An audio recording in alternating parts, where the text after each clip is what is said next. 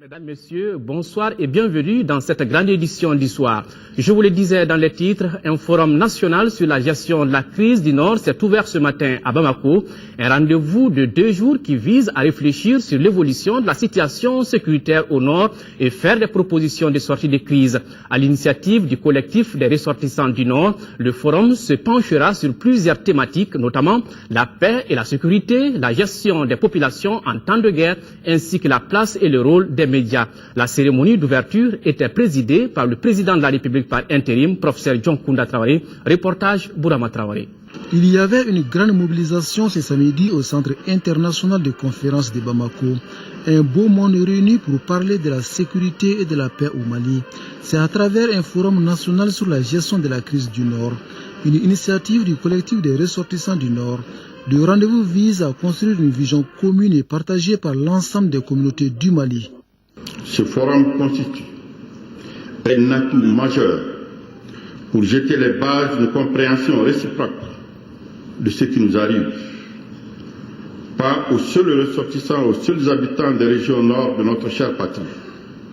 Il se veut comme un cadre d'intenses échanges pour examiner les tensions sociétales suscitées ou aggravées par la crise dans les régions du nord du Mali.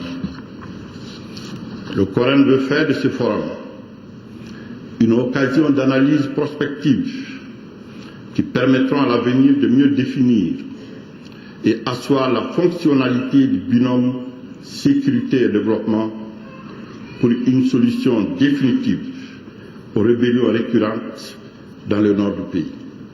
C'est donc parti pour 2 jours de réflexion et d'échanges à bâton rompu. Au total, 6 panels seront animés par d'éminents experts. Ils porteront sur les différents aspects de la crise du Nord, dont la gestion des populations en temps de guerre, la gouvernance et le développement local après conflit. Il sera également question de la justice, un élément sur lequel le Coran reste intransigeant. Il faut que justice soit faite et que l'impunité et la prime à la rébellion ne soient plus les viatiques du processus de réconciliation. Aucune personne, seule ou association, qui qu'elle soit, où qu'elle se trouve, de quelque obédience qu'elle soit, ne doit être épargnée par rapport aux actes posés et jugés condamnables.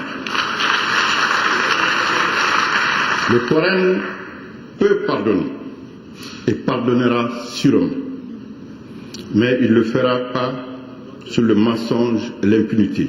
Un avis entièrement partagé par le président de la République par intérim, le professeur Dioncounda Traoré avertit, nul ne sera au-dessus de la loi. Aucune partie du Mali ne sera plus une zone de non-droit. Il n'y aura plus de sanctuaires, pas plus que de Maliens au-dessus des autres, encore moins des activités mafieuses sur lesquelles la puissance publique fermera les yeux. Anticiper et réagir comme un État fort, telle est la leçon de la crise malienne et telle elle sera comprise et gérée dans l'avenir. Il ne faut pas en douter. Le dialogue ne sera ouvert qu'à ceux qui choisiront le Mali, dans son intégrité, dans sa laïcité et dans sa démocratie.